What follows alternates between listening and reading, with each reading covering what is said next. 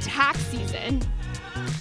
Whoa. Okay, we're gonna get into that. My name is Sophia Li. I am the founder of STEWARD Media.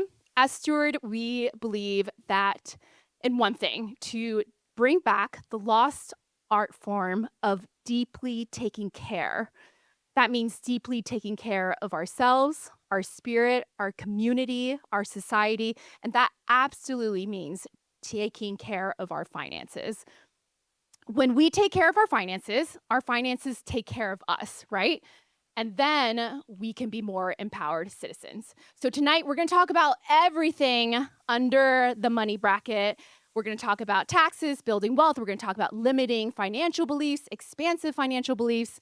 We're going to talk about things that usually happens that are talked about behind closed doors. So quick raise of hands. Who has filed their taxes already? Wow. Ooh, are you proud, Ariel? I am. That's wait, 4 people.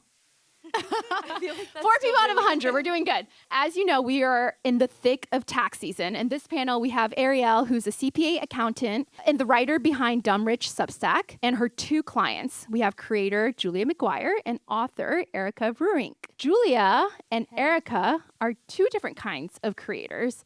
Julia's full-time role is a creator, while Erika is a creator supplementing her life as a writer and author. So welcome, everyone. Thank you. Thanks for having us. Thank you. Is this thing on? Okay. Just checking. I'm needed. Okay. Ariel, let's start with you. I want to get into the psychology of money. Sure.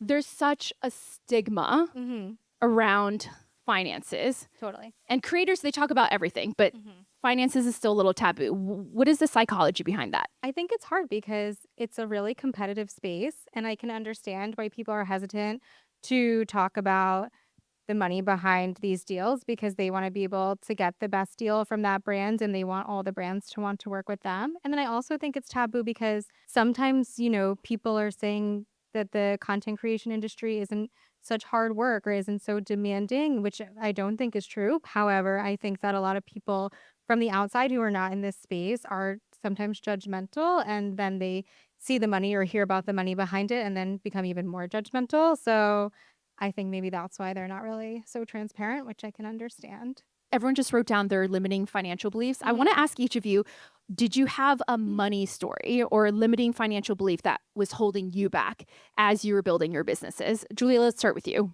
Money is, I don't like to think about it, which is terrible to say. I like to make it, but I don't like to,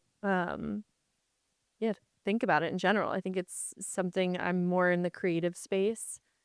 Erika, what about you? I think a lot of writers have like a starving artist like complex in the back of their mind. And when I graduated from an MFA program, I felt like if I want to prioritize writing, I can't also prioritize making a lot of money. So that was probably my original limiting belief. Ariel? Oh, well, I think it's interesting because I work, especially in my past job too, I work with a lot of like ultra high net worth or high net worth individuals. And starting out, I was like, I'll never be able to like attain this type of wealth. So I think that that might have been like a limiting belief for me. Like, why bother like trying if I'm never going to be at that level? But I think, things change and you learn through other people. How did you rewrite the story? Was there anything that shifted? What a good question. I think honestly, seeing a lot of people in the entrepreneurial space, like I was very much in a corporate world and I thought that climbing the corporate ladder was going to be how I obtained wealth. And then it ended up being like seeing other people doing their own thing, like really gave me the courage to do that. And seeing other people even like put faith in me gave me the courage to do that and build my own business. Each of you here, you're all running your own businesses. I want to ask you, how did you set up your business? How did you formalize it? And why did you choose that entity specifically? Ariel, let's start with you. Answer? Yeah. Can you answer for us? Yeah, that's totally fine. So I think that, and I know we touched on this briefly, like depending on your tax situation could be really nuanced. So I'm not going to give like blanket advice for like the type of entities people should set up. But I do think that legitimizing and becoming your own LLC or corp or whatever you decide is best for you is a great way to like separate your personal assets from your business assets, especially in a universe where you're recommending products that people are then using and could have adverse reactions to. So I highly recommend once you start, your own getting brand deals and recommending products out there to definitely legitimize your business in some way. When is a good time to formalize your business if you haven't already done so? Now, yesterday. No, I'm just kidding. Once you start earning money from promoting a product. Julia, you are a one-woman team. How did you manage all of your multiple income streams before working with Ariel? What did that look like? I Didn't. didn't. Okay. Like, I handed it over to her and I was like, if you want to fire me before we start working together, I totally understand, because I was truly writing things down on paper. Like, it was And it not worked. good. You're not giving yourself. It did she's not giving herself work no at credit. all, guys. Like, I don't know if anybody else, hopefully everyone's more organized than me, but like quite literally going back to like, oh no, this client didn't pay 60 to 90 days ago. Like, it's hard to follow up with that, and it looks a little unprofessional, and it wasn't super clean. So having her completely changed my life, and I think my husband's life, for me complaining and having him be my unpaid intern, trying to like navigate everything and just keep it all streamlined. Jackie, you can vouch for this. He's like, yeah. Yeah, he's like, Still unpaid. Great calls but- with Jackie and Julia. Yeah. you used to write everything in a notebook, you I said? literally a calendar schedule of like when I would be posting. I'm better on paper. I don't know what it is. My iPhone calendar too, not great. But I would write it down the second I got the brand deal come in, or like a story set I was doing with a brand, and I would check it off when I filmed it and when it got posted. And then the next month I would have like a reminder to check on payment. That day would go by probably. I never looked at it. I wouldn't go into my accounts and look at stuff, because sometimes I'm like, it's just better off not to look. And that's quite literally not the case. Maybe with my credit cards sometimes. I'm like, we just bought a house and I'm buying furniture. And you're not now, allowed to so say that. We don't need to see that. So she saved my life and my husband's probably. Erika, how did you manage the multiple income streams? Because you're a writer, you're an author, you use ShopMy, you're a creator. How did you manage all your multiple income streams? Yeah, I mean, I'm a creative person, so I would say my bookkeeping was creative. Google Sheets, right? No, I was Yeah. using like this insane random bank for freelancers Well, when yeah, we she had first this started working template. together. It was honestly not bad. I won't name names. And one helpful thing was like we just moved everything to one bank, and my credit card for my business, my personal, and then my account, my checking account. And then I started getting in the practice of checking that every day, and that's been helpful. It's less scary now. I feel like a big theme is that people are avoidant. So like they don't want to log into their bank account after a long weekend, or after look at their credit card, or after a purchase or whatever. So I try and just get people to not be avoidant in any capacity. I think that's like a huge theme I see across all my clients. Ariel, we're obviously in the thick of tax season. What are year-round tax habits creators should practice before it's even tax season? Okay, so similar to what they were saying, and I'll echo the same sentiment, like definitely get into a monthly routine, especially if you're doing it yourself. If you wait until the end of the year to gather all your expenses and whatnot, it's not going to be a fun time for you. So I would say to like gather your expenses on a monthly basis at the very least. Make sure all your invoices have been paid, and then get into paying quarterly taxes, because if not, you're going to get slapped with a big tax bill at the end of the year, which is not fun for anyone. So I would say monthly income and expense check, quarterly taxes paid. And what should they be doing with the quarterly sum while they wait as they file it? So you're saying what they do with the money that they're holding aside for taxes? Exactly, yeah. Definitely like a nice high yield savings account. Sounds like a great idea. Definitely separate it from your regular spending, from your normal bank account, because I don't want anyone accidentally spending all their tax money, or, it's kind of nice to just silo aside like 25 to 30% and just forget about it, rather than, have to dip into your savings come tax season. Can you share the general tax preparation checklist? We're deep in it. I'm like, what should we have ready to go? My dream clients have QuickBooks or some type of tax software where they're tracking all their income and expenses, deposits, all that good stuff. And then any tax forms you get in the mail, any record of payments you've made already. It's not overly complicated. Like anything that deposits into your bank account, if you have a backup for it, that would be phenomenal. Julia and Erika, I want to know, where are you spending the most right now that strategically led to a meaningful revenue jump as a creator? Erika, let's start with you. Yeah, I brought my manager in-house for me full-time in November. So that was definitely like a big financial jump for my business. But it's been amazing to reabsorb that 20%. She's on a salary basis, and definitely an expansive financial move that we talked a lot about. And it's been really incredible to see it pay off. And how do you structure your entity now that you have someone full time? She's still she's a single member LLC, but she has someone on payroll, and then she just takes partner like owner distributions. You're like, duh. I'm like, That's like, Ariel, you're gonna obviously, answer for me but- too. That's actually something that I would like to start doing and looking into, because I want to grow a team for myself too. So that's something we kind of talk about internally together, how that would be structured, what I could afford. And it's something I'm kind of scared to take the leap with, just because there's so many other moving parts to it. And being a one-woman team, I'm a little like, if I know how to do it, why am I, bringing somebody else in and having to teach them? But it can end up making you a lot more money to spend money. And like, you are investing in yourself is the best investment. And that's something that took me a long time to learn. But so I'd say the same. Eventually the same, because I haven't hired somebody yet. Where are you investing in that has led to a meaningful revenue jump? I guess just in myself and my current partnerships, and yeah. I think that like the quality, especially like we mentioned before, like ShopMy is a huge revenue driver for Julia, and I think that the quality of her videos is like a big investment, even though it doesn't seem that way. But it's like from a financial standpoint, but it's like a lot of time, and like no one puts more detail into their videos that I've seen than Miss Julia here. So I would definitely say she's very time invested, and then I think her biggest play will be to buy back her time, hopefully soon. Yeah, that's what I meant to say. Okay, so the audience in this room, they are either already working with a manager or agent, or perhaps they're actively thinking about it. When is the right time to invest in representation? The advice I got when I was talking to like a few management options was wait until you're absolutely swimming in work and you feel like you can't handle these partnerships on your own. Like it's completely unbearable, because, well, then it makes sense to give up the 20%, and it makes you more attractive to a potential manager. So if you can come with an impressive deal flow, you could maybe find someone who's a little bit more of a dog, because it's advantageous for them to bring you on. Julia, are there any personal off limits in your contracts while negotiating?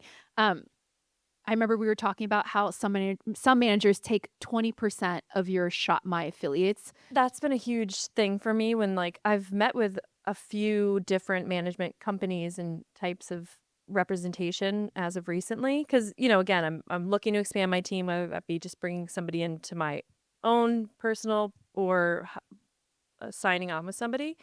And that's one thing that has been a constant thing brought up to negotiate down, that they would want 20% of my ShopMy affiliate linking. And I'm like, I can get behind you taking, the juice from your squeeze of like the brand deal, but giving you 20% of a lip gloss I'm linking while I'm in my bathroom running out the door, like, just doesn't make sense to me. And it's the authenticity I have with my audience, that I'm posting what I want. This is not like a brand deal you're getting me. And it just felt like more like they're getting more from me than I could potentially be getting from them. So, and a lot of people wouldn't budge on it. And it's something for me, I'm like, nope. That was a hard no for me too. Yeah. Yeah, I get it. You're like, I'm using this cream on my face. Like, There's just like no separation. Like the lines start blurring, and I'm like, no, it's not the deal you brought in. If I'm sitting in my bathroom or, putting my hand cream on at night, like, why are you getting a piece of that? Julia, congratulations on your growing family. I ripped couldn't my dress, tell. people. I was going to tell you. Wait, it's fine. No, you're glowing, I'm like, radiant mama. I wanted to ask, well, maybe this is for Ariel too, but how do you plan to incorporate your family into your business from a tax structure? Well, we have kind of touched on that. You've talked about it. I feel like I love keeping all of my content super authentic. I'm not somebody that has an aesthetic on my page by any means. So just posting that real life, posting my husband, bringing in like the men's clothing brands, to now we're shopping for strollers. We just bought a house. Like, we're trying to really I'm expanding into all different assets of like the lifestyle. So I would love to, like hopefully do some brands with kids deals, and like we'll see what that looks like from a sense of like bringing him into it.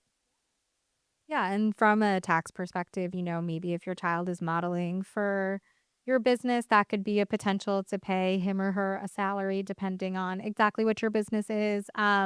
But then also, I know Julia and I talked about this previously, like she modeled a lot when she was younger, and just making sure that for her children also, like she had accounts set up for her as a kid with her earnings. So I think she would definitely do the same for her kids and, get that compound interest started young. And So take 20%. Kidding. Oh, we have a momager on our I hands here. I won't. wasn't expecting that. But yeah, so really just, considering the tax implications if there's an opportunity to hire them on your payroll or not, and then definitely just setting them up for success long term. And Ariel, because the business of creators is so new, a lot of traditional CPAs and accountants don't understand how to approach it. What are like the biggest misconceptions that accountants when they work with a creator? Yeah, I feel like a majority of my clients come to me after working with a family CPA who they've worked with for decades, who might not really be in the creator space. And to be honest, there is just a lot of gray area, even with the government in the creator space. So I would say I understand how they're monetizing and how they're making money, like like going on a trip, like travel could be more deductible in my eyes than somebody else who just views it as they're on vacation. I'm like, well, they linked to the resort. They filmed a brand deal while they were there. These were things they only could have done in this specific location. Like to me, that looks like more of a deduction. But then to have to explain that to somebody who's not in the creator space can sometimes cause a lot of miscommunication and then maybe misdeductions as well. Is there a realm where a creator can do their own taxes without someone like you? Is that, Sure. yeah. Yeah, I mean, listen, they're in their day to day more than anybody else. They know I bought this lip gloss so that I could post it, or, they know way more than I do. Obviously, I'm having close conversations with my clients and we discuss what can be expensed ahead of time and we make best practices. But, you know, your business better than anyone else. So I'm not going to knock someone doing their own taxes for sure. I feel like you'd keep me in line though. I would be like, this is totally a write-off, Yeah, like we're there's like a certain meme things, now, yeah. where the Schitt's Creek meme. No, no, I get it. It would be an undertaking, but I don't think it's. I think a lot of people are more afraid of tax than anything. They're avoidant. So I think you could do it, but it's nice to have a professional, and I think that it probably brings more benefit at the end of the day to have someone looking over these things to you and ensuring you're compliant. What can you not write off? Oh my gosh. Okay. Yeah, So do tell. The lines are so blurred. So I'll give you an example of like a really blurry line. So the IRS technical rule for clothing, let's say, is like it has to be something that you cannot wear elsewhere. So let's say you worked at Applebee's. Okay. So if you have a shirt that you had to buy for work that says Applebee's, like that could be a potential write off because you really can't, like, I mean, maybe you could, like, you can't really wear that anywhere else. But then some of my clients, are, I have one client that's like a social media manager. They are invited to red carpet events to take content of their celebrity clients.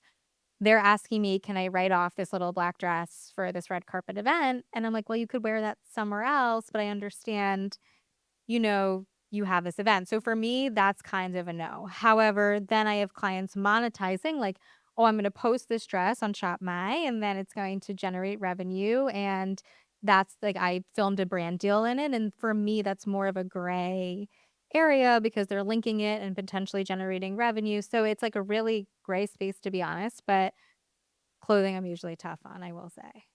Okay, good to know. Erika, how do you use ShopMy and your creator revenue to support your other creative projects? Yeah, I think of it as sort of like my always on part of my revenue. So it's like second nature at this point. I think a lot of us have been posting on ShopMy for such a long time that I don't even think about it. And when opportunities launched, I don't know, like a year and a half ago, that just made it all the easier. So when I brought on my manager full time, I could sort of be like, well, maybe I'm like paying for this salary with my ShopMy earnings. It's not like exactly one-to-one, but that's how I kind of think about it, like the base. Are you doing that? Are you paying the salary with ShopMy? Yeah. Oh, okay. I was Not like, that's exactly. amazing. No. But just like, it's empowering, this thing that's always happening. Like even when you're not posting, I write a lot on Substack. So these links have like such long tails. Great So, passive income for a lot of my clients because you post a link once and then, yeah, like Erika's saying, it lives on. or even like when I'm working with brands, it's like amazing data to be able to pull up the ShopMy revenue and be like, this is such an exciting partnership for XYZ reasons. And, it's such a shoe in and pay a higher rate, that sort of thing. Hence where the brand manager comes in. Yeah. Okay. So the creator economy is projected to reach 480 billion by next year and 1 trillion by 2034. Ariel, what should creators be doing right now financially to set themselves up for success? I think that the wealth management team will definitely touch on this potentially in our next panel. But I think really just like setting yourself up for success now by investing in yourself, or like, especially I think finding these creative deals. A lot of my clients are now trying to negotiate an equity, which I think is super interesting. I think just being ahead of the trend, like in that sense, can really set you up for wealth long term. Otherwise, investing in yourself, investing in your team, investing in your content and trying to like differentiate yourself, and then obviously saving your money and putting it in the market and investing in all those good things that everyone probably doesn't want to hear. Erika and Julia, how do you two optimally approach this boom in the creator economy while staying in line with your creative values? I was going to say staying authentic is something that's super important. When I first started out, I was taking every single gifting opportunity, brand deal, like so excited. And I think I got so overwhelmed by it. And I think my audience did too, where it just doesn't read as well. I think just staying super authentic to the brands I want to work with, negotiating, again, to reiterate, getting equity is something that I think is a super interesting take and way to think about it and build a long-term partnership too with some of these brands. But just pulling back and really honing in on the content that I love to make so it continues to be something successful and interesting to watch, because if you like creating it, hopefully people like watching it.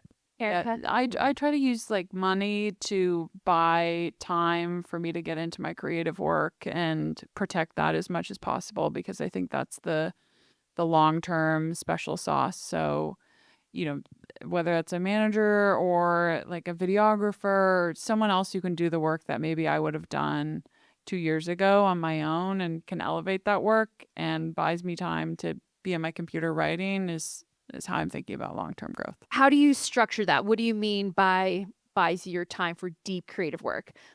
Yeah, so if I'm like contracted to do a brand deal and it's an Instagram reel, I could sit in CapCut for 2 hours and come up with something like pretty shitty, but maybe acceptable from the brand. Or I could pay a videographer and editor to come to my apartment, shoot it in 15 minutes, and then deliver the assets to the brand directly, that sort of thing. Yeah, and that allows you to spend that time on writing. Yeah, then I have the 2 hours to, work on my next book or write a Substack. Yeah, so at the end of the day, it's like, what do I actually want to be doing? Like it's a choice to be a creator, but not everyone wants to be a full-time content creator forever. Like are we building a castle or a prison for ourselves? Okay, amazing. Let's get into some Q&A. Hello, my name's Carolyn Gray. Quick question about putting people on salary. At what point do you decide I keep these people on as consultants and pay them weekly or by project, or changing them into a payroll? And then also, when you have payroll, is there any downside to it? Because my CPA told me not to do it. And I was like, you sure about that, bro? Okay. Well, I love that you're having these conversations with your CPA. That's great to hear.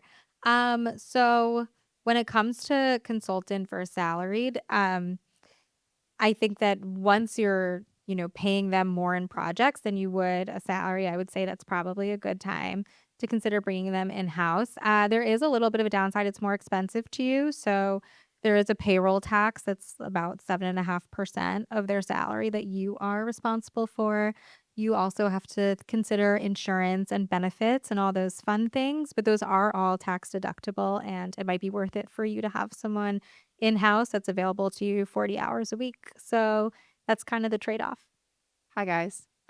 First and foremost, thank you for being here and speaking so candidly about it. I think if I had heard the word S Corp when I was 22, it would have been very helpful. So thank you very much.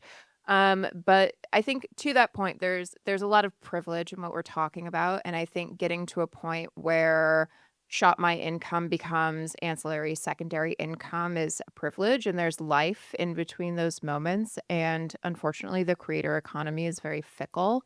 So how do you advise on mitigating risk? How do you advise on, the inflection points or the cliffs between being quote unquote stable and even hiring an accountant, as someone mentioned? Like, how do you manage and advise your clients in that capacity, especially as, kids are brought up in the conversation as income streams, and you want to be protective of those things? Gosh, it is really hard. I've had clients that are concerned about, cancel culture and all these things, and it's like the internet is so short-lived that you could, be super viral one minute and then not the next. So I completely understand the uncertainty behind it. I would say I try and get my clients to really live within their means before, at the point like before they kind of took off, for sure. I don't want them to use ShopMy or, like, I don't really want them to live in the new money world. I like them to invest wisely, save for tax, put money aside. Of course, there are like risks with any business. At the end of the day, it is a business, right? So I do accept some business risk from my clients, but for the most part, I do try and encourage them to be conservative. I am not a yes man. A lot of my clients, especially in my previous jobs, were looking for that. That's not who I am. But yeah, really just ensuring that they are living within their means, which could mean their lowest 3 months averaged out. Like, could you live off of that? And then everything else is just gravy. So I try, but I don't always succeed. People do have free will. So. All right, everyone, give it a round of applause for Ariel, Erika, and Julia. Thank you so much. As they head off stage, I wanted to ask if those limiting financial beliefs that you wrote down in your notebooks, would anyone be open to sharing what you wrote down? Hi. I'm Ivy. I'm with ShopMy. I think one of mine is that I'm a child of immigrants. And so I don't really know or have parents who like understand the tax system or understand how to like maximize things. And so as a result, like I think one of my limiting beliefs is that I don't really have access to the information, and therefore I won't be able to be that wealthy in my lifetime. And that it's like my responsibility to learn it for my future children. But I think that's kind of limiting sometimes because it's like not full abundance for myself yet. And so I think I felt really inspired by our conversation, and I wanted to share, even though it's really awkward. Thank you for sharing. Did anyone else resonate with that? Yeah. I think I came from a family where so I was the 8th kid of a single father. So money was always talked about as such a negative, scary thing. So I think leaving college, I sort of just buried my head in the sand all the time. And I thought that if I ignore it, I won't have to deal with it. Can I give you something? Do you know what this is? Does anyone know what that is? You can open it. Can you attach an expansive belief to that money? Like you said, money is inherently dirty. Can you attach a different affirmation to that? I can be proud of myself because I can look at money and realize that I have control over what is coming in and what is going out. Amazing. Let's welcome onto stage Sherif. Yes, get up on there. And Samir. Are we finding this helpful? Yes? All the Instagram husbands, are you feeling seen? Yeah, I see some nodding. Are you two Instagram husbands? No, not yet. I think You're we all are lying. to a certain extent. Tell me. We all are to a certain extent. Ooh. Just different capacities and degrees. More like you have an Instagram wife is what you're saying. No, I feel like we all try to, gas up our significant others and get them out the way and flick them up. My wife's right there in the second row. Where's your SO?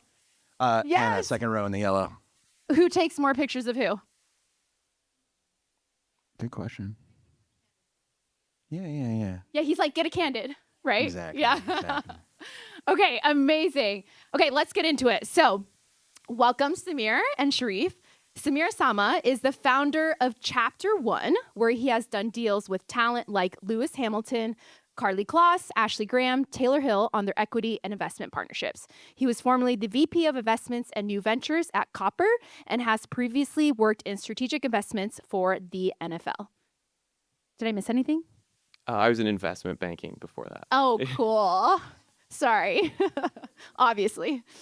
And then Sherif Hamid is the head of talent ventures at WME, which is a specialized unit that partners with talent from Tom Holland to creators like Paige DeSorbo to build lasting brands. What did I miss? That was great. Were you also in investment banking? Yeah. Yeah. Oh, Many moons ago, I was Yeah, a different. I We're was a still in different human. recovery. Okay, yeah. Let's start with this because you two love your job so much. Like when I met both of you, it was very apparent. And as one of the few men here, Instagram husbands/boyfriends, I love how you both approach work like it's a game, it's strategy. And I want to ask, how do you foster this mindset that building wealth is fun? Launching a brand is pretty easy. Doing it right's pretty hard. So I think when you get all the right componentry, like the right talent at the right time, with the right team, with the right category and the right story, it's magical. I think it's so exhilarating. And to start with like just a nugget of a concept, right? You're speaking to a client and they say, I want to create this. And to see it through the various chapters until it's tangible on shelf and seeing the reaction from a community or the marketplace where they're hopefully reacting positively and not shitting on it is electric. And not to be an idealist, but the like most optimistic outcome is that you could use products as a vehicle for legacy building. It's wealth, but it's also legacy building. And if you do it right, the intention is that the products and the emotion that's associated with it can outlast a creator or a talent doing their day job. So when they're no longer acting, when they're retired, they're not on court, having that be a vehicle to express themselves and how they wanted to change the world is amazing. Or you could just sell tequila.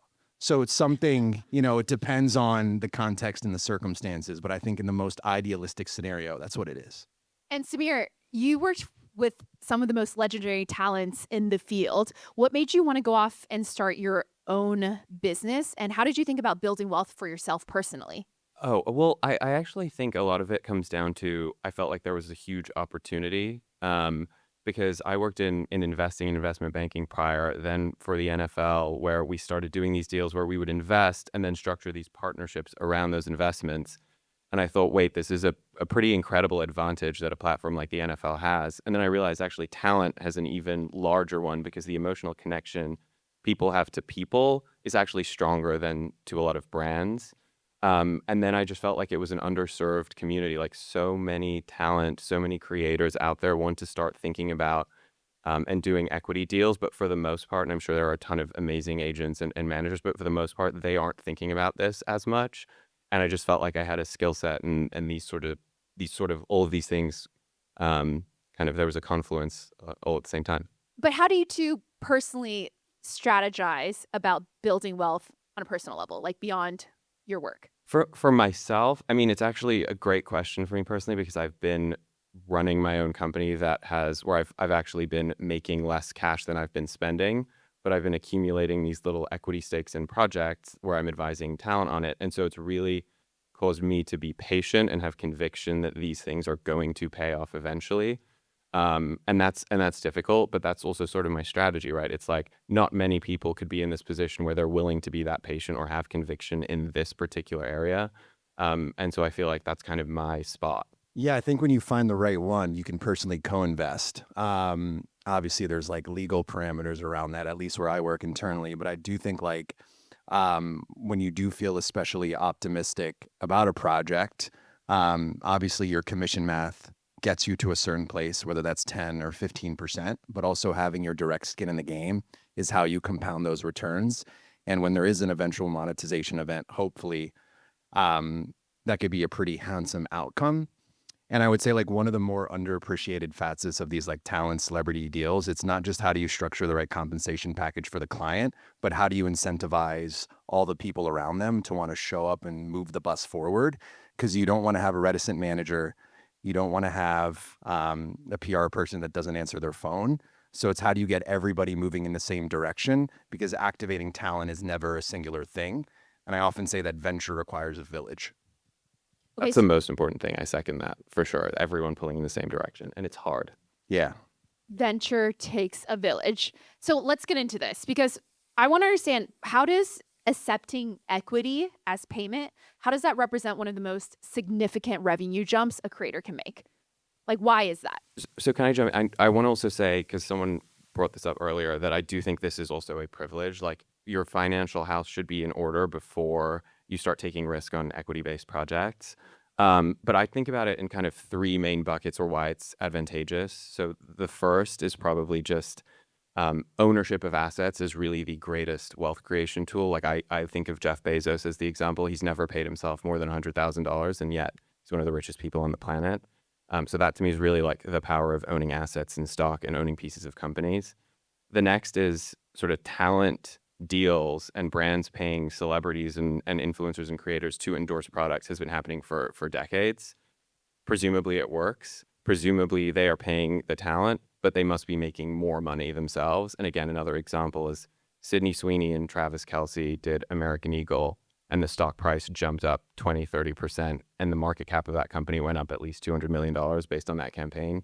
I'm sure Travis Kelce and Sydney Sweeney got paid. I don't think they got paid $200 million. So another kind of tool to show that if you can participate in some of that upside, it can be really great. And the third is tax. Equity, usually you pay capital gains tax, which is in the 20% range, versus income tax, which is in the 40 to 45% range. So those are three reasons why I think it can be a really powerful tool. I'm grateful to work at an agency, and we really preach that what you do on the equity side should be coordinated with what you're doing on the endorsement side as well. And we really do view it as a spectrum. And depending on depending on the opportunity, depending on the category, you have to be very strategic around when do you take a bet on yourself and be a co-founder and launch something from scratch, which is obviously the highest risk. When do you then move up the spectrum into medium risk, where you take equity in an existing brand that's hopefully moving in the right direction and you're just an amplification tool? And then when do you just take the endorsement bag, and making sure all of those things are in harmony together and you're steering towards a returns profile that's more risk adjusted and weighted in the long term? How do you gauge if it's low, medium, high risk, though? Yeah, I mean, if you're a co-founder, it's obviously the highest risk when it starts just as an idea on paper, or you have a mood board, and then you have to assemble all the various pieces to essentially package it together into market. And then, that middle spectrum can be anything from a brand that had just launched, but it has distribution on shelf, all the way through to some of our, I guess you could say, like, most successful outcomes have been putting talent into later stage businesses where you're not really fixated on the ownership percentage, but you're getting a piece of equity that is hopefully going to monetize in 2 years. And the ideal outcome, and this is how we try to articulate when somebody should take an equity deal, is that in success, you should make a significant premium over your endorsement benchmark to account for the risk profile of the opportunity. So if you're like a $500,000, if you're $500,000 in like a traditional endorsement sense, you have to essentially construct a compensation package on the equity side where in success, you make multiples over the benchmark of $500,000 a year. Because it could also be zero. So in the upside, it needs to be very lucrative to account for the fact that a lot of the times these things don't work out. Woo, did we get that? It was like, yeah. I would just add, I Yeah. think the middle ground you talked about is really the one I struggle with the most, because there's still a lot of risk that the companies won't succeed, but you probably don't have enough equity in that company to justify that risk. And particularly when talent is attaching their name to something, there's not only the financial loss, there's also like a little bit of the reputational risk, where if that business goes under and you've put your name publicly out there and supported this brand, it's sort of like, it's not the best situation for people. Whereas if you start your own brand, I think people respect that conviction. The upside is so high. It's a lot more risky, but I just think that the potential payoff kind of, and the story can be more powerful. It's like that middle ground that I struggle with. You remember Fire Festival? Yeah. Yeah. Reputational risk. Walk us through how you approach a talent equity deal from start to finish. Obviously, like, every partnership is unique, but what are the consistent steps and strategy behind each move? Sherif, let's start with you. Yeah. Yeah. The first question that I ask is like, does this need to exist? Which I think like it's important to start with this existential question of like, why do you have a right to enter into a category?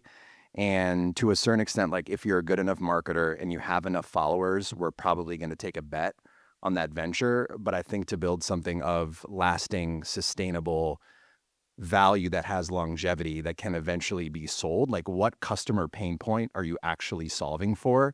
And then how do you use the talent partner essentially as an acquisition vehicle to generate new habits, new purchasing behaviors, or bring awareness to a category that is underdeveloped or antiquated or stigmatized, whatever that might be. And then it really is just a process around canvassing what are the different routes to market. Like, hey, if you want to launch a non-alcoholic beer, you could potentially take equity in Athletic Brewing if they're open to it, or you could launch your own. And thinking about if you do want to launch your own, what's the componentry that you have to assemble between capital, between the right operating team, between the right creative agencies and so forth to ensure that, once again, you're not just launching something for the sake of it, but how are you setting the strongest foundation for hopefully not just trial, but also repeat, which I think is so important in celebrity brands. Not going to name names. I'm sure you can think of some where it's like they have very buzzy launches and they're driving trial because they have this incredible megaphone and like 30 million followers. But if the product sucks or if it doesn't need to exist or if the marketing's corny over time, that's going to be a zero and what we try to avoid. So I would always, I always recommend to a client, take less percent of a better business than more percent or a higher percentage of a smaller pie or a zero. I think that's great. I would also repeat what you said actually in an earlier question, which is it's also important to weigh it against the cash-based opportunities, right? So like to kind of take that example, maybe Heineken Zero is also offering you a few $100,000 a year, and then you should look at all of those potential paths and see which one do you feel the most passionate about is the right decision for you. And it's very personal. How would the creators in this room, have been working with a brand for a while, and perhaps there's an opportunity to get equity or to invest or to advise, how do they even go about pitching themselves for this? What does that look like? It's tricky because I don't know that it's necessarily like pitching yourself. A lot of the time, like I'm actually seeing brands come to talent more and more and starting to proactively offer equity. And I just think being open to that conversation and willing to learn is probably the most important thing, because a lot of agents and managers, so I've repped brands too who want to do equity deals, and I'll go to agents and managers and I just get told they're not doing equity deals. And so I think just the openness to hear about it is probably like a big gating item. And I don't know what everyone's representation situation is, but I find that there's a lot of like no equity. And so that's probably like the number one tip to start participating if and when it's interesting. And then also, like, to all the creators in this room, you have this incredible platform. If you do want to be a partner with a brand, DM them. Like, that works so well. And if you say, hey, I love what you're doing, I just came across your product in Erewhon or whatever, and I want to help support in a more meaningful way than like just post a couple times. Founders love seeing those messages. They get so excited, and there's almost always a conversation. And after that initial conversation, then it's like, okay, let's hop on a call. Then what do they say? You know, like It kind of depends on the team, right? Like who's around them to talk about like what does that deal look like? But that's really the next phase of like, okay, if you want to do an equity deal, how do we structure the right compensation structure? Should there be like a bigger component? Should there be like a cash percentage linked to it? Is there an affiliate linked mechanism? Like that's really the breakdown, and really where you need probably representation to start intervening at that point. you would recommend having representation for this conversation? For equity-based deals, yes, for the most part. I just think they're so complex and nuanced and long-term. Like if a cash deal doesn't go great, you can kind of both walk away. If there's an equity-based deal and you're on that cap table, not necessarily forever, but like that outlasts the cash transaction. Is there anything that you think creators should be doing to make themselves more viable to brands to be even offered equity? I think like data is the most important currency. Just data, which plays into the ShopMy of it all. But because equity conversations are becoming essentially ubiquitous at this point, how do you make a case that you can move the needle for the brand and doing it in a way that aligns with their strategic objectives? And I think the most obvious way to express or to persuade someone that you're moving the needle is your ability to sell. And then obviously like you could ladder additional capabilities on top of it, your creative direction, your ability to go above and beyond, to bring in your network of other influential, prominent folks and so forth. But to me, like the base is at this stage, like, can you sell, and does your community, and does it resonate with your community? What are the data points that you specifically look for? So it's actually kind of funny. Yeah, usually the data that we try to tell, we actually try to like circumvent the data a little bit, because oftentimes like when we're trying to pitch one of our larger like traditional talent, and this goes to I think one of the questions you have around what's the difference in creators versus versus traditional talent, we try to anchor our traditional talent around like their very big megaphones that drive top of funnel awareness for like the Midwestern mom in Target who sees like a cutout of Robert Downey Jr. by an end cap and is like, oh, I like Iron Man, right? I'm going to try XYZ product. And that works for offline distribution businesses. Whereas when it comes to creators taking equity in startups or launching their own brands, it is primarily D2C forward categories and like selling mechanisms. So I think like the selling power is relevant for that conversation. Whereas like no one's going to come to us and ask about, you know, what's Ryan Reynolds' like click-through rate on his Instagram, because that's not how he communicates with his audience and wouldn't be relevant to his like value add. Samir, you work with Alex Cooper's Unwell Network. What did she get right in building that business that other creators could actually replicate? I think mindset. So I think about her, and she could have taken the Spotify deal and the Sirius deal, shown up at work, killed it, and cashed the check and gone home. But instead, she decided to build this network. She signed on multiple other creators, has tried to help them build their businesses. They have a live events business. They have a consumer products business. So really thinking 360, and it's a ton of work and it's a lot more risk, but thinking entrepreneurially and risk on and trying to build something bigger than yourself was sort of the mentality I think she brought to that process. I see you nodding. And I agree. I don't know Alex, but I would agree. well, Sherif, there's a lot of market saturation right now. And you said before, you're like, does this brand need to exist? Does every creator need to launch their own brand, or is there real power in saying no? Yeah, I'm a big proponent of, yes, of course you should pursue launching your own when it makes sense. But I think there's a power in no, and understanding that, there's nothing more powerful, at least in the near term, than just monetizing what you have in front of you. And I often say that like launching a brand for the sake of launching a brand can be very dangerous, because there's an opportunity cost, especially if you're like a verticalized content creator. If you're a makeup artist launching a beauty brand, that's going to have an opportunity cost of significant dollars with your beauty endorsements. Sure, you could do something like ancillary or tangential. And there's also the opportunity cost. We were talking earlier about like, what's the currency or what's the value of your time? So these things can be distracting, in addition to, potentially there being reputational risk and so forth. But obviously when you get the componentry right, which is what we were talking about earlier, those monetization events can be, generational. So, it's really just circumstantial. And what I was talking to my wife about earlier, and this is something that I spend a lot of time thinking about, is like identity of the creator. Like how sure are you of yourself in terms of how you express yourself, the universe that you've created around you, the authenticity you have with your community, and how different do you think that's going to look in 3 to 5 years? Because launching a brand takes a lot of time, and a lot of folks who essentially mold or evolve in real time in front of their community. When you have a brand, that's a limitation on just how far and wide you can evolve yourself, because a brand needs to be built with consistency in branding, in creative, in the product, and so forth. So what you launch in a year, you're going to then need to be operating it or helping operate in year 3, in year 5, in year 7. Are you going to be the same person? Are you going to have different interests? Is your community going to mature out of it? There's so many questions. So I think the conviction of who you are is so important. Right. And it's like, are you still going to be wanting to go for it 5 years from now, like day in and day out? Totally. Yeah. And so who you're doing it with, like having a killer operator, CEO to actually run it, because presumably you're primarily going to be the marketing amplification platform tool, but someone actually has to be there in the trenches with you, and they have to be really, really good. I think Sherif nailed it with, it has to be a great product. Does it need to exist? Is the talent the right fit? Is it authentic? Are they passionate? But then like who's the team that's going to be like working day to day in the trenches, I think is so crucial and often overlooked. What's a great use case for when a creator should step into the founder role versus just like the operations role?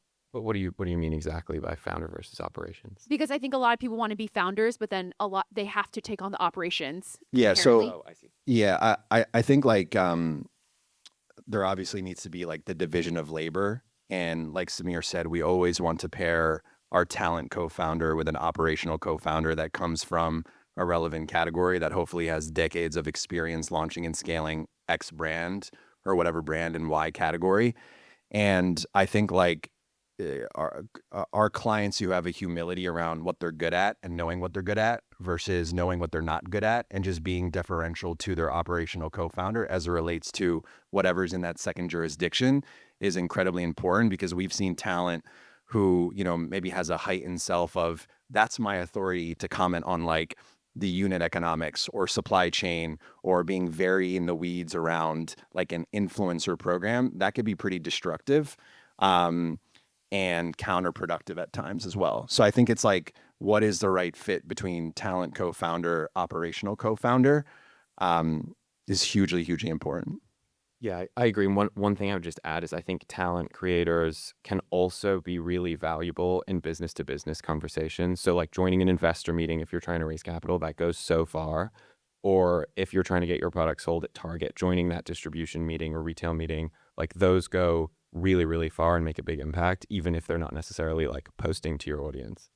Are there any creators that have recently entered the space, that ventures that has completely surprised you and changed the rule book for how creators become businesses? I mean, Willie Nelson has like a CBD drink that's crushing it. And I had to Google and I'm like, is Willie still alive? He is. I think he's didn't like know that. 90. Yeah, I think he's like 90 years old. What specifically about that case study did it resonate? Why do you think it broke through the noise? I mean, I guess he's known for that type of consumption, so it makes sense. I would also say that like being very active and involved in your business is the key differentiator on top of all the other things that we talked about previously. So like presumably a 90-year-old is not going to check that box, not to be ageist, but like you obviously do have, speaking of limitations around, I don't think he's like flying to Bentonville to pitch the Walmart buyer, probably not. But that's the type of commitment that's expected. Like the bar has become so high given the saturation of celebrity brands that it's now like table stakes that a celebrity co-founder joins a retailer meeting or is on the investor pitch and doing all that stuff. So going back to the question around what's the difference in working with a Tom versus a Paige, like I say colloquially, they both have the juice. Like they live and breathe their businesses. It's top of mind for them every single day of how they can add value and weave it into their, communication, which to me is just so critical. So creators disrupted the traditional media landscape. I always think about this one time. I used to be an editor at Vogue magazine. I was at Paris Fashion Week, and all the editors were writing an op-ed about how influencers shouldn't be sitting in the front row. And now that was obviously more than 10 years ago. And now I think AI slop is disrupting the creator economy. So how do creators stay vigilant? How do they protect their value and cut through that noise? I'll say I don't want to pretend that I know what's going to happen with AI because it's changing like so quickly, and I don't think anyone has a crystal ball. But I do think the importance of human connection and like deep emotional bonds between people are always going to matter. And so I just think telling authentic stories and engaging with your community directly will always matter. And I think that will break through the noise because now essentially the creation or the cost of creation of any content has gone to zero, basically. And so to differentiate, it's no longer about like special effects or production quality or any of that. It's really about human to human connection is sort of my view. Yeah, I mean, I think the space that we work in, and maybe this is from a seat of privilege, but I do think like specifically celebrity venture and celebrity brands is a hedge against like the forthcoming dystopia of AI. You can't like a really good tasting mac and cheese is still going to be a really good tasting mac and cheese. And like the power of a good product that makes you feel something is going to be forever, I think, protected against in this world of AI. And I think the importance of community as well, the loneliness epidemic, how isolated we're feeling, all that stuff. So if you combine the synergy, I didn't want to use that word tonight, but if you combine the power or like this combined benefit of community with tangible product, to me, that's the greatest hedge against AI. And then last question before we get into Q&A. What other ways can creators build wealth beyond equity? What does that look like? Getting a great business manager would help. I mean, I really think there's so many now creative monetization channels. Equity is one tool. Cash-based brand partnerships are another. Affiliate links, ShopMy tools to create more kind of ongoing streams. And then we're talking about equity, but there's also obviously like investments in, more long-standing traditional stock market type investment vehicles where you can kind of get exposure to the S&P 500 and hold it and not look at it and that type of thing. And I think everyone should probably have that holistic wealth picture. I'm not a wealth advisor, so this is not advice, but thinking through all of those things and all of the various tools is important. And I think that all of you creators in this room have an incredible advantage in that you have these distribution networks, these communities, people who follow you for your advice, guidance, and that gives you the ability to influence culture in a very powerful way. And then tying that to brands, it just allows you to realize monetization potential in a variety of ways that's only increasing. I concur. Okay. Also, I just want to note that like wealth is subjective, right? I mean, obviously we're talking about it from a very privileged seat, but it's like, what is actually, I think, honing in on what wealth actually means to you. Okay, let's get into Q&A. Oh yeah, we have some questions. Hi, this was really interesting because I'm in the process of closing a deal that involves equity. And for context, I have a PR background for maybe around 16 years. I got into talent management and now run a boutique agency. And talent management, I've been doing for about 3 years. So I'm newer to the space. And I really believe in equity. This company that we have an opportunity with, I really believe in what they're doing. However, it's so new that there's no way for me to even advise to my talent because it's a 50-50 chance.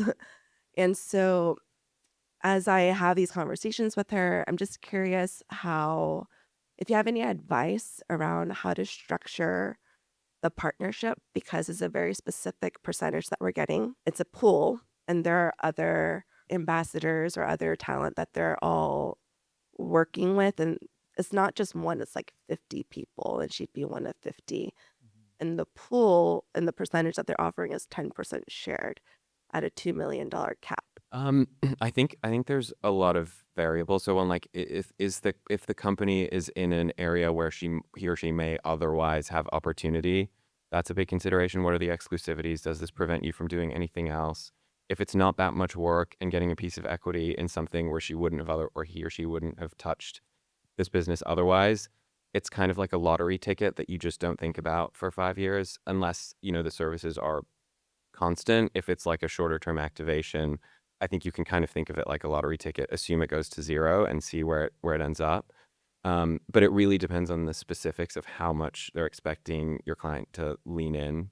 In terms of protecting you, if it goes to zero, there's no structure that saves anyone, and that's a risk. I try to think about also optimizing for taxes. Again, I'm not a tax advisor, but you don't want to pay any tax ideally when you get given the equity. And you also want to make sure that when and if there is an exit, you are paying capital gains, or ideally nothing. There's another form for small businesses where if they have less than 30 million in assets and you hold it for 5 years, you don't actually pay any tax. So optimizing for those things, I think, is important. And then, I feel like I've said lottery ticket twice, so I'm going to say it one more time. And I feel like that's almost how I would think about it.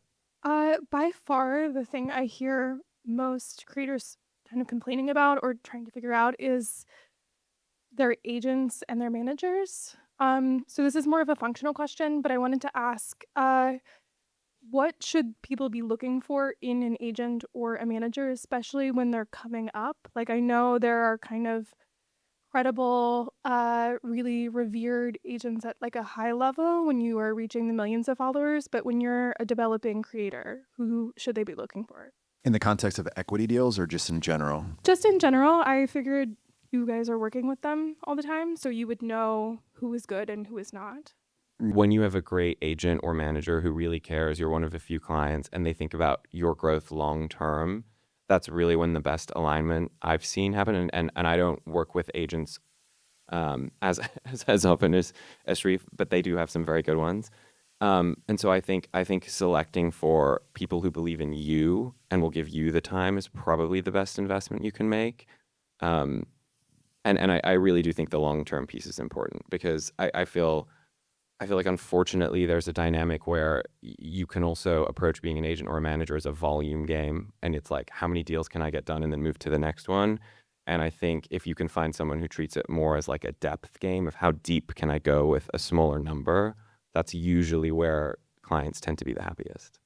Yeah, like I think if you're still in your developmental phase, and we've seen this happen where you're part of like a long list that an agent's pitching and they don't feel any sense of authority or vested interest in you versus the 15 other people on a page, and thinking about it from, if I wasn't represented by this person, how different would their business look? If it's very muted or minimal, probably not going to be that incentivized to show up and really like be in the trenches for you. Whereas someone who, sees the vision, wants to build, and is incentivized to do so. Wait, Sherif, just really fast. Can you just explain the difference between an agent and a manager? Yeah. A manager, I would say, is like your CEO kind of. They're the chief architect of essentially your longer term strategy, both monetizable and non-monetizable opportunities. And then I would say an agent is more around like procurement. And inherently, like, agents tend to index more towards volume and scalability and like selling a roster, whereas managers are meant to go a little bit deeper and to be, white glove service around building the foundation and then helping you then monetize and also diversify it. There's obviously like a very blurred line between agent and manager, especially when it comes to like brand partnerships. And I think you should be very sensitive and aware about your splits. And there is a downward compression on how the pie is getting cut up. Historically speaking, as many of you know, managers go for up to 20%. Then you have your agent who's 10%. Then you have your business manager who's X. And then you have a lawyer. You have a best friend. You have a cousin, like an Instagram husband who I guess you have to now pay. That stuff definitely starts to add up. So I think the downward compression is only going to strengthen. And then that's going to make the value add or the need to like crystally and clearly articulate the value proposition needs to be stronger, like how they're articulating it to you. Hi, everyone. I'm Caitlin Kumi. I'm a content creator. I'm also the founder of Miss Empower. It's a women's community and media company. My question is around advising and creator equity deals. So I'm actually a board advisor and I have equity, but I have been doing long-term partnerships with one brand in particular. And I realized they are a Fortune 500 company. So when you get to that point where maybe you turn a one-off brand deal into a quarterly retainer or one-year retainer, and you want to start getting equity as a part of that compensation package in addition to your flat fee, how do you go about the conversation? I understand that obviously you want to go directly with the brand, but sometimes I find you're usually working with the influencer marketing lead or social media manager, and they're not even as well versed, and they might not even know that that's an option. So just wanted advice for how to go about that, how you do that with your WME clients and things like that. I was just going to say, first of all, congratulations. And I'll just say one thing quickly. Is Fortune 500 companies, presumably it's a public company too. So I would also just think about like, does it actually matter if it's cash or equity? Because if it's equity in a public company, you can sell it, and if it's cash, you could buy the stock in the company. So if they are giving you, if the conversation becomes you want equity, I would make sure you get a premium on it. Otherwise, there's no real differentiation between the two.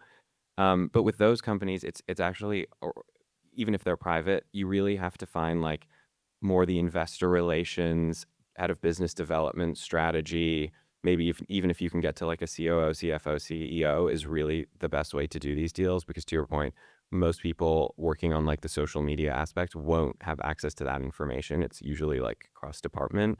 But again, I think for public companies, it's almost like an entirely different set of circumstances. I would say for earlier stage, because there is this natural limitation on these businesses being able to pay content creators cash. Oftentimes we see that they default into the question of, we can't pay you enough, and then how do we supplement or bridge the gap with equity? Sometimes it's just like a natural on-ramp into the conversation. But once again, it's like not just taking equity for the sake of equity, and understanding, really getting into like what is the inherent value today, and being able to paint a picture in the future about, based on these different scenarios, how much do I stand to make, and is it a worthwhile swing in the broader context of a portfolio? Okay, can we give a huge round of applause to Samir and Sherif?